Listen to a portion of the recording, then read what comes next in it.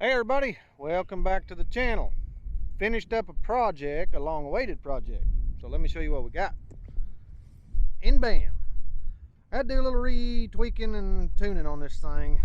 What I did, I had to put two pillow blocks in this one. I ended up having to put one down here at the back.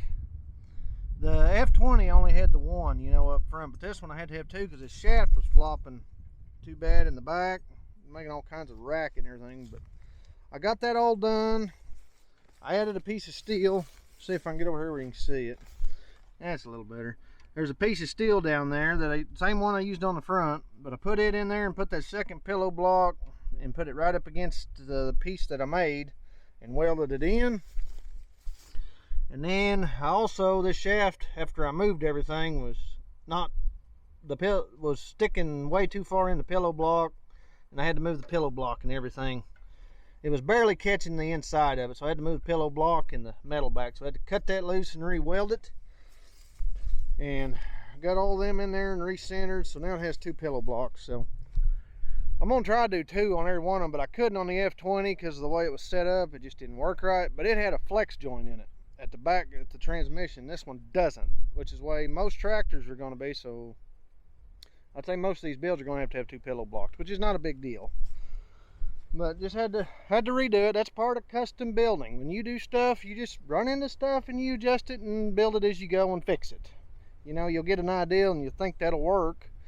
Just like I did the F20 and it worked perfect. Thought it'd work on this one, it didn't. So just learning curves. We're gonna build more, so next time I do a B, I'll know, B or C, I'll know not to put one pillow block. I have to have two. And now I know how to set them up. So this is just kind of an update video that this is done now. I have been using it a little bit, and I've got some videos coming out.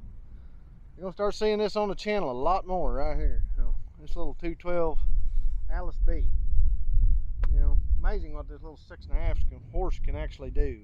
So, but I'm gonna start using it more. It's gonna be on the channel more, and I ordered some parts, and we're also getting ready to do another build.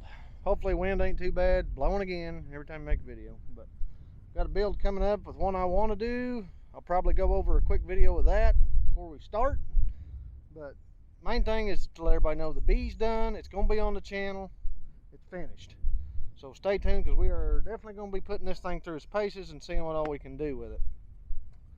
And I don't want to give no spoilers away, but we're going to be using it quite a bit. So just stay tuned for that. So just an update video. It's done, and it's going to start getting used, and eventually I'll put the skins back on it. I got them in the shop, so not a big deal. But anyway, that's the end of this video. Short video, update video. Just to let you know, we're done. We're going to start using it. So I guess that's it. So as always, like and subscribe.